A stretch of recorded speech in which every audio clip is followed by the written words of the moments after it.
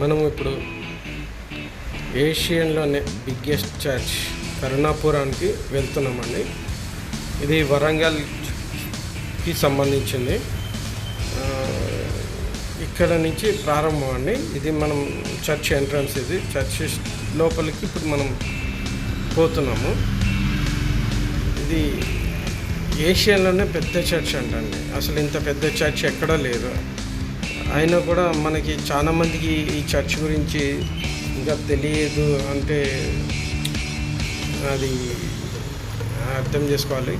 ఇంకా ఏంటంటే చర్చ్ అసలు ఎంత అద్భుతంగా తీర్చిదిద్దారంటే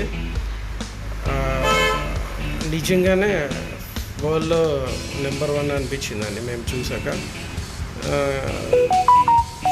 మన జెరూసలేంకి వెళ్ళి మట్టి అవి తీసుకొచ్చి ఎంతో కష్టపడి అక్కడ ఉన్న ఏదైతే దేవుని శక్తి ఉందో అది ఇక్కడ కూడా ఉండాలని, ఇక్కడ కూడా ప్రతిదీ ఇక్కడికి వచ్చిన భక్తులకి దేవుని దీవెనలు నిండుగా ఉండాలని అప్పటి పాస్టర్లుగా ఎంతో కష్టపడి దీన్ని తీర్చిదిద్దారంట. ఎక్కడెక్కడి నుంచో అద్భుతమైన ఇవి తీసుకొచ్చి ఇక్కడ సృష్టించారు. ఇక్కడ మార్నింగ్ నుంచి నైట్ వరకు వచ్చి ఉండొచ్చు ఎంతోమంది. మన క్రైస్తవులకి ఇది ఒక మంచి దేవుని మందిరంగా తెలపవచ్చు. ఇక్కడ వంటలు చేసుకోవడానికి అన్ని రకాల వీలు కలుగుతుంది. మనకి చర్చ్ ఇది లోపలికి వెళ్ళడానికి ఇది మెయిన్ ప్లేస్ అండి. ఇక్కడ చిన్న స్తంభం ఉంటుంది.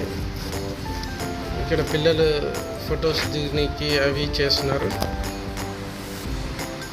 అసలు కేరూబులు అయితే దేవదూతలు 4 వైపులా కేరూబులతోటి చర్చిలో ఎక్కడ చూసినా దేవదూతలు కేరూబులు ఊదుతూనే కనిపిస్తారండి. ఇక్కడ అసలు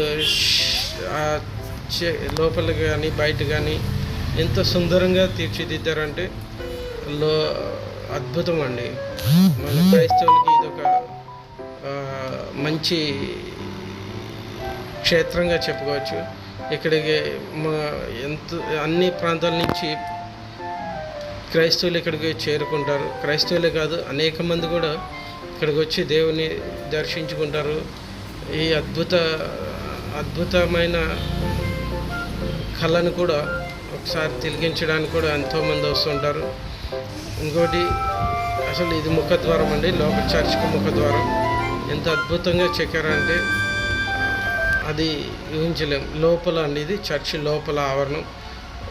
ఒకేసారి చాలా 1,00,000 పైన జనాలు ప్రార్థించుకోవచ్చేమో, అంత పెద్ద ప్లేస్ ఉంది.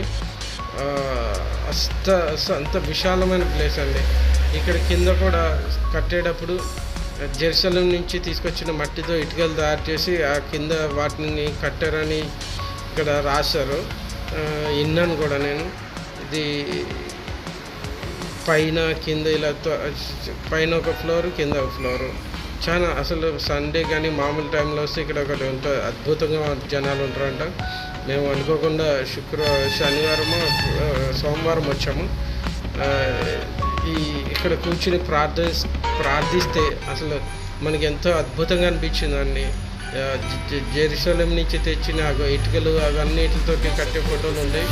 ఇటుకలతో అన్నీ ఇక్కడే తయారు చేసి ఇక్కడే అన్నీ చేసి ఇక్కడే కట్టారంటండి. అద్భుతంగా కట్టెలు కానీ అవి ఎక్కడెక్కడి నుంచో తీసుకొచ్చి బండలు కానీ అన్నీ మనకి దేవుని శక్తి ఎక్కడ ఉందో అక్కడి నుంచి తీసుకొచ్చి అన్ని రకాల ఇక్కడ మనకి చూపిస్తున్నారు వీళ్ళు.